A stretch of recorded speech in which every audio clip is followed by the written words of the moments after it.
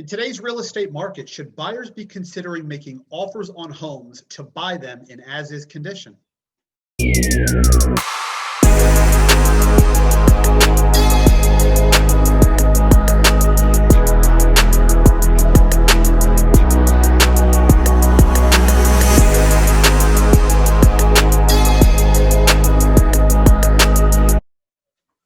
Hey Dave. Gus, what's happening, man? Hey, so we're back with another episode here. That's a very, very interesting topic. So what do you mean by that? What does as is mean?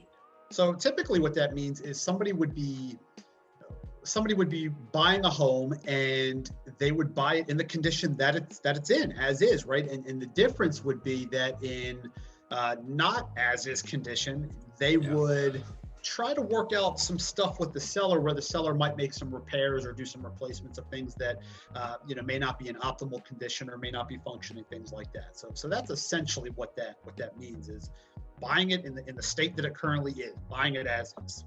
Mm-hmm. Okay. And I mean, have you seen a lot of those lately with the market being the way it is? It's actually a really interesting question, because interestingly enough, in the contract, it's actually stated that unless otherwise negotiated, the property is being sold as is. The thing with that is, more often than not, somebody will try to negotiate that, right? So what we're seeing, though, is inventory levels are crazy low. I mean, I just looked as of this recording. Montgomery County, Maryland, and Frederick County, Maryland, there is 1,065, I think it was, 1,065 homes currently available through the multiple listing service. So that doesn't count necessarily for sale by owners. That doesn't necessarily count new construction, things like that. So let me stop you for a quick second. You said 1,065. What was the number prior to the pandemic? What was the average? Well, we've been looking at a seller's market for a little bit. It just got even crazier with the pandemic. But a more balanced market, you're probably seeing 3 to 4 to 5 times that number.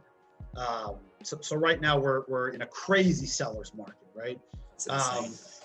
You top that with low interest rates. I mean, interest rates below 3%, right? I mean, it's obscene what people are able to borrow money for in the mortgage market. It's creating a lot of attention. It's creating a lot of competition for available homes. And so when buyers are out there, they are looking for ways to just make their offer as competitive as they possibly can. So in today's market, with that number of available homes, with interest rates what they are, I mean, we're seeing quite a bit of that, where people will do home inspections, but they're either going to buy the house or they're not. They will offer to buy it in as-is condition. I mean, I've seen scenarios where people are offering to buy houses without even doing an inspection, and that's probably a video all in its own, right? But for the purposes of this, it's kind of become the norm almost for this type of market, just because buyers want to be so competitive. Right. So how is that affecting the buyers? I'm sorry, the sellers. There's no risk, right? I mean, the only risk is if they agree to an offer where a home inspection is being done. The only risk to the seller is a few days coming off the market to give the buyer the opportunity to do that inspection. And then if the buyer walks away, they go back on the market. More than likely, they've got a backup offer, maybe even two or multiple backup offers ready to go in case something happens with the deal.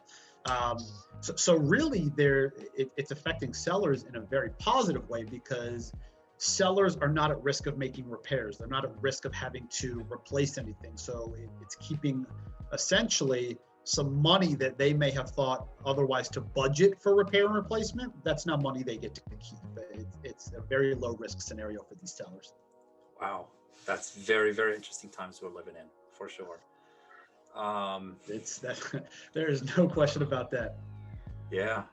So can you tell me about some of the best practices for sellers? I mean, do sellers need to do anything different? Do they need to hire attorneys just for, to cover themselves, or add any clauses to the contract, or is there anything different that they're doing now?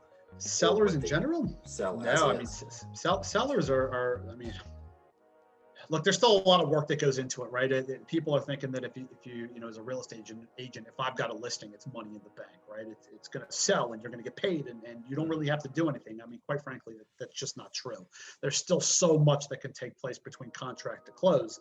That being said, from a seller's perspective, um, there's not a whole lot that they have to do outside of the norm, right? I mean, it still makes sense for sellers to price their homes properly. It still makes sense for sellers to make sure that it is in a proper showing condition. And if it's not, you probably need to adjust your price to reflect that, right? Because while buyers are clamoring, for properties, they're not stupid, right? They know what they're getting themselves into. They know that, just to use as an example, if a property is listed for 200,000 but it's falling apart at the seams, they're not going to pay 200,000 if that development, if that neighborhood, if that house doesn't call for it, right? So buyers are in some instances in a panic because they want to buy and there's nothing for them to buy, essentially, right? Again, 1,065 in this market is ridiculously low for those two counties. But no, there's nothing outside of the norm. And as far as the attorney's concerned, that was actually a really good question. I know of scenarios where people have wanted to contact an attorney to look after the documents or look at the documents and make sure everything is in good shape. Certainly if somebody feels like they need legal advice, they absolutely should do that, right? I'm certainly no attorney. I can't pretend to be an attorney. Sure. I wouldn't want to be an attorney, right? They've gone to all that schooling and they've done what they've done to earn the right to do what they do. So if somebody feels like they need that, by all means, I think that they should. That said, the title company that's going to get selected once a contract has been put into place, they're going to review everything. And we got to remember that title company, the attorneys that are there, don't represent the buyer or the seller. They represent that contract. Yeah. So there's the buyer or the seller doesn't have to worry that the attorney's going to advocate for one party over the other. Right. So I think there's something to be said for that as well. Absolutely. So let me ask you, so in this case, like take for instance you, right? You're a homeowner. Where do you draw the line? Like where do you say, okay, I know the market is where it is. I know the inventory is very low. I really need something. I want to take advantage of the low rates and all that good stuff. At what point do you say, okay, well, I'm not going to take that risk? Or at what point do you say, well, I don't care if I do a home inspection or not. I really want this property. As a buyer, you mean if I was buying a house?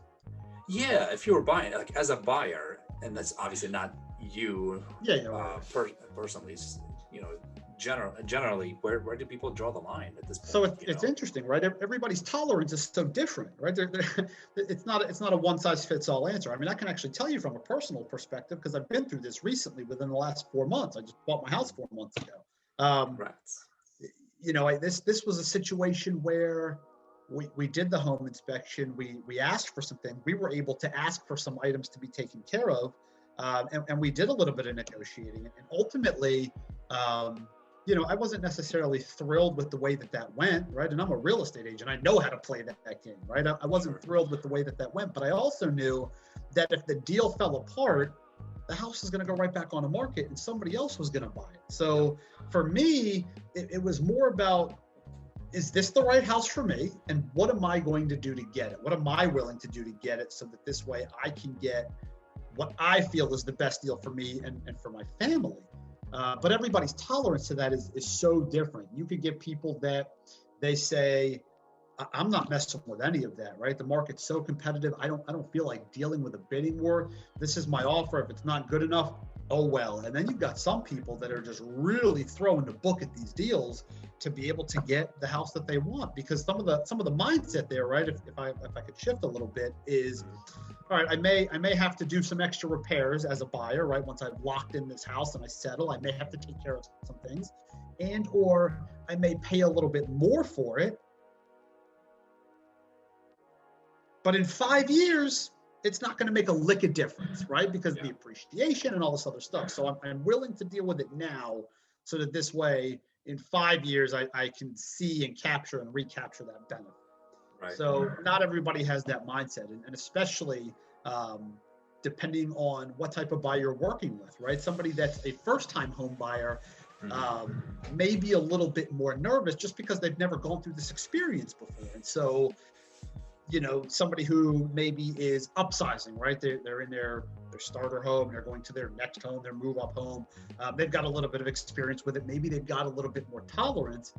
I can tell you without a shadow of a doubt, one of the things that makes the difference are the professionals that you're working with, because if you don't understand the scenario, you can't make a proper decision, right? Absolutely. So it's not up to me. It's not up to me to decide for my clients, but it is up to me to make sure they have all the information that they need so that they can make an educated decision. And even then, it still gets a little nuts, especially when we're dealing with the competition we're dealing with. I can't disagree one bit with you on that. That's so important. That's such a crucial thing. All right, so let's say hypothetically, I don't inspect the house, I buy it as is, and then after we finish paperwork, I find out that the house needs $100 grand or $150 grand, or there's like major foundation issue with it. Mm-hmm. Is there anything out there that protects me, or am I given, by buying as is, am I giving up all my rights to all those things, and I'm on my own at that point? What a great question. I mean, what a great question. And the answer, again, I feel like attorneys and real estate agents, we always give the same answer. It depends, right?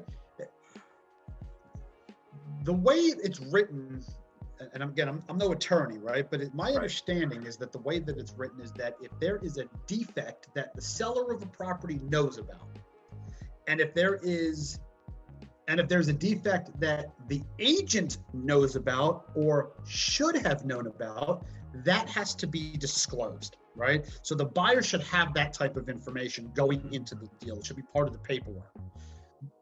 That said, if the seller doesn't know about it, they can't disclose it, right? A major foundation issue, to your example, is probably something they know about, but the burden of proof is on the buyer.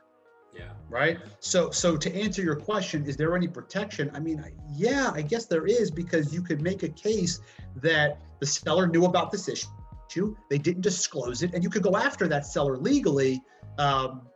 You've got to weigh your pros and cons. They can easily say that they didn't know about the issue, right?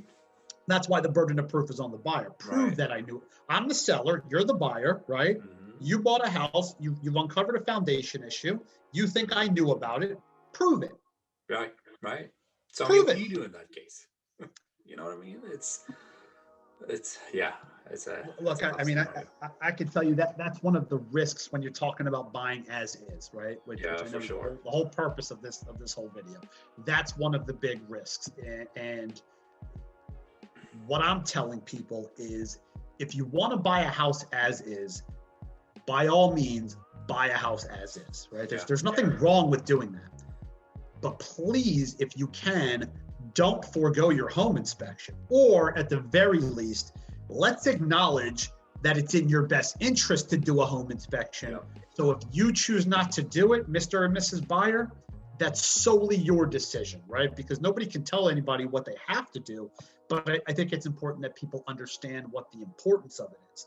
So buying as is can be a very tricky situation. I've had situations where, now this was years ago, right? I had a client, they bought a home and the market was different. They wanted to do a home inspection. All that was cool. They had the right to do that. Contractually, it was all good, but they didn't hire a home inspector. They did it themselves. Wow. They bought the house. Guess what they uncovered? Some foundation issues. It's actually kind of funny that you mentioned that. They uncovered some foundation issues. You with me? I'm with you. There you go. For a second. I got you. They uncovered some foundation issues, but there's nothing, it was just that situation, right? Did the seller know about it? They had to have known about it, right? I mean, maybe, but you've got to prove that, right? Yeah. So when it comes to buying as is, it can be very, very easy. It can be very, very smooth. The bottom line is if you can do it, at least understand the importance of a home inspection, so you can understand what the condition, at least as much as possible, the condition of the property that you're trying to buy as is. So I would never tell anybody not to buy a property as is. I definitely think, especially in this market, there's a place for it, but understand as much as you can what you're buying, so that this way you run into as few problems as possible once you sign on the dotted line. Absolutely. All right. This is all great information, Dave. Thank you so much for this. Oh, my pleasure. I'd love to help. I love giving out information. That's great. That's wonderful. That I'm sure a lot of viewers see a lot of value in this. And please, for those that are watching, keep share your comments, share your thoughts on this, share your stories, and also let us know what else we can help you with, what other topics you'd like us to cover on the channel. Dave, this concludes this episode for today. Unless there's anything else that you have in mind on this topic that you'd like to share. No, I could go for 3 days on this topic, man, but I think this covers the gist of it. I think to your point, we'd love to help. So, if there's questions, by all means, comment down below, reach out to Gus or I directly. We're here to help you. Yeah, I can definitely see your passion, and I believe it when you say you can go for days about this. All right, Dave. Thank you. Thank you. All right. We'll see you guys on the next one.